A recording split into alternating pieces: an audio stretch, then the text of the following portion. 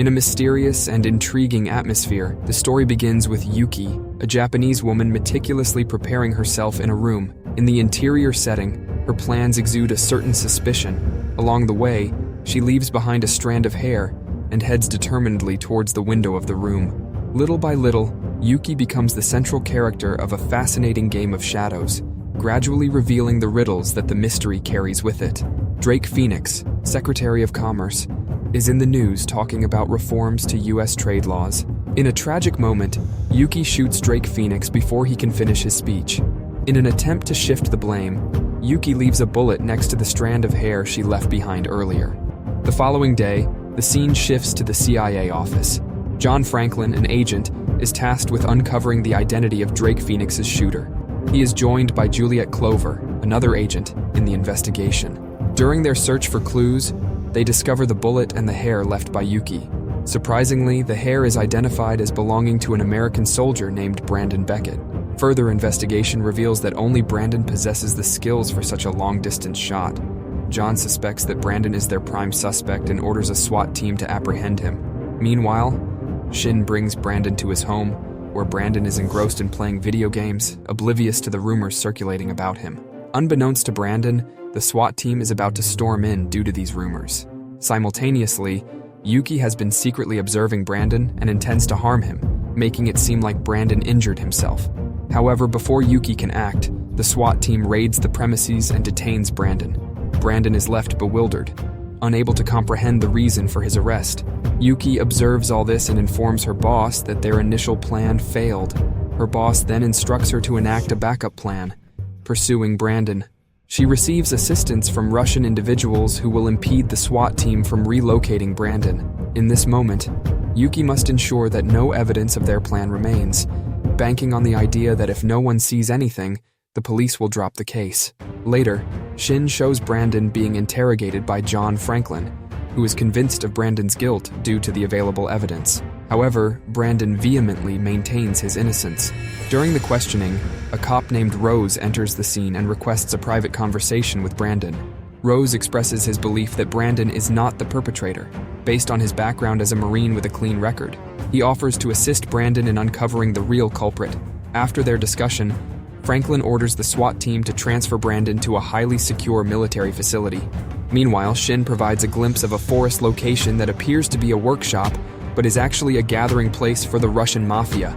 The mafia's leader receives a call from the same individual who had been in contact with Yuki earlier, instructing the mafia to intercept the vehicles transporting Brandon to the military facility. Due to the noise, the leader has to ask for clarification, possibly because the person on the other end is in a helicopter. Elsewhere, Rose visits the CIA building, where he meets Clover. Rose questions why the CIA considers Brandon as the primary suspect and requests to review the crime video once again. Upon closer examination, Rose has a new theory. He notes the presence of Donald South, a high-ranking figure from a pharmaceutical company, at the event. This raises suspicions because the event involved political figures.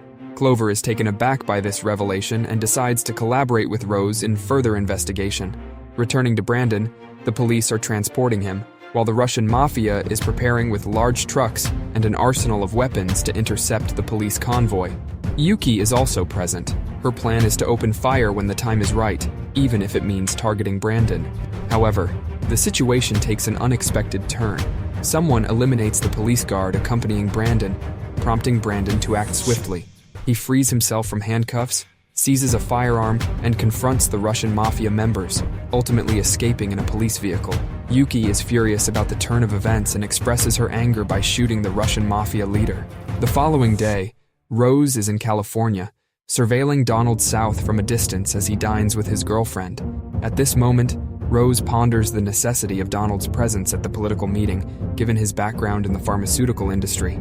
Donald feels compelled to attend because the meeting concerns American medicine exports to other nations and holds significant business implications. Now, turning to John Franklin, he receives distressing news.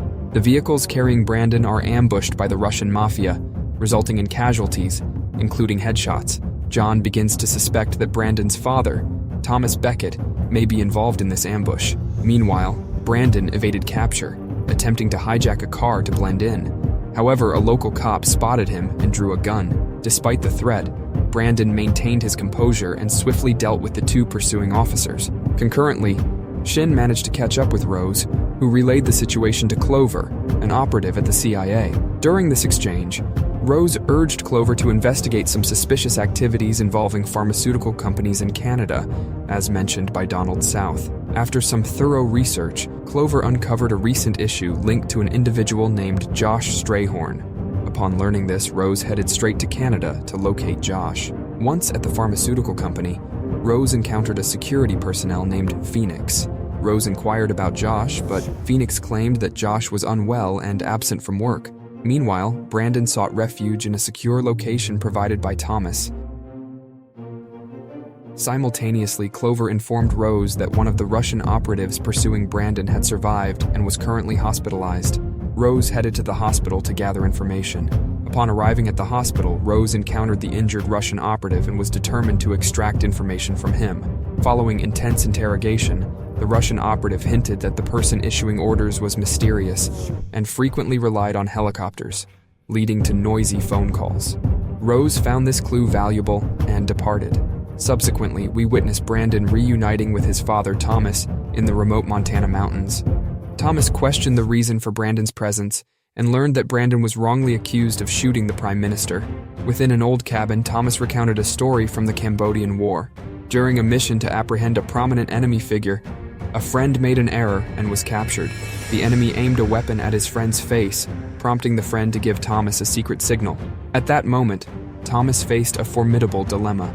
He could attempt to shoot the enemy, but missing would endanger his friend. He chose to take the shot, resulting in the demise of both the enemy and his friend. This decision continued to haunt Thomas. Later, John and Rose proceeded to Brandon's residence to uncover further clues. After some investigation, they stumbled upon a letter from Brandon's father, inviting someone for a drink. This discovery led John to suspect Thomas's involvement, prompting him to dispatch his team to Thomas's location in the Montana mountains. While searching the house, Rose stumbled upon an aged photo album that featured images of Brandon alongside two companions. Strangely, one of them bore a striking resemblance to Phoenix. Rose swiftly forwarded the picture to Clover for identification, revealing that the individual was Sergeant Ronald.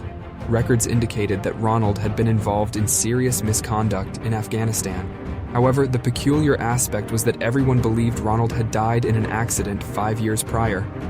Meanwhile, in an underground parking lot, Rose crossed paths with Josh Strayhorn, who was preparing to depart. At this juncture, Rose's curiosity about Phoenix grew, leading him to pressure Josh for information. Under duress, Josh finally divulged that Phoenix intended to profit substantially, a staggering $8 million, if the stock market plummeted. This financial gain was contingent upon a decision by the Prime Minister to lift an American trade embargo. Fast forward to 6 a.m. in the Montana mountains, an area typically serene, but that particular morning seemed eerily foreboding. A group of SWAT operatives lay in wait, determined to apprehend Thomas and Brandon. Now, Thomas had set up security cameras, spotting the approaching SWAT team. As part of their escape plan, Brandon slipped through a hidden passage to a back road. Meanwhile, Thomas, innocent of any wrongdoing, emerged from his house with raised hands. Out of the blue, a shot rang out, and CIA agents started falling. Fortuitously, Thomas retreated into his house, readied his sniper rifle, and Brandon ascended a tower. Together, they attempted to locate the elusive enemy sniper. On the other hand, Yuki found herself in a perilous situation, engaged in a sniper face-off against Brandon and Thomas. To facilitate her escape, she shot a CIA agent in the arm, nearly jeopardizing Thomas. Brandon, however, swiftly pinpointed Yuki's intended escape route. While Brandon pursued her, he remained unaware of being within Yuki's crosshairs.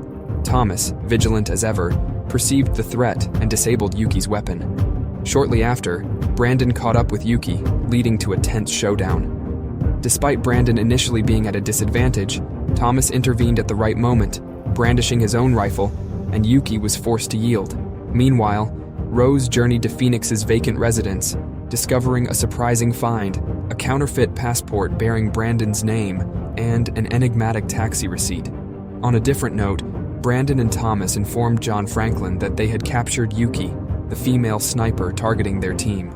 John agreed to transport her to CIA headquarters for interrogation. Meanwhile, Rose uncovered a lead involving a taxi ticket.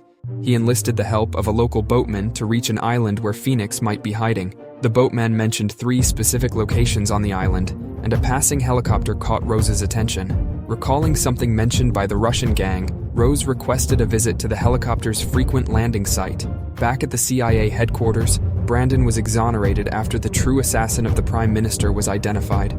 However, the pursuit of Phoenix remained a priority. In the meantime, Shin devised a plan. They would stage a scenario where Yuki had captured Brandon and was delivering him to Phoenix. In the cover of night, Rose infiltrated Phoenix's hideout in search of clues, but was caught off guard as Phoenix, who had been waiting, confronted him. Just as Phoenix was about to eliminate Rose, an unexpected turn of events occurred from the second floor. Donald intervened, instructing Phoenix not to harm Rose. It became evident that Donald was the mastermind orchestrating the entire drama, motivated by his fear of reduced drug sales and profit loss if the trade ban was lifted. Simultaneously, Thomas prepared to support Brandon's meeting with Phoenix. However, the situation took an unexpected twist as Phoenix abruptly shot Yuki in the stomach. In that moment, Thomas hesitated, haunted by old memories. Yet, Brandon's encouragement reminded him of his exceptional sniper skills, bolstering his confidence. Brandon disclosed a password, one shared with an old comrade. Upon hearing this, Thomas geared up for the decisive shot. Eventually, Donald was apprehended and became the prime suspect in the Prime Minister's assassination. After this, Thomas hugged Brandon. With Brandon's help, Thomas had managed to win.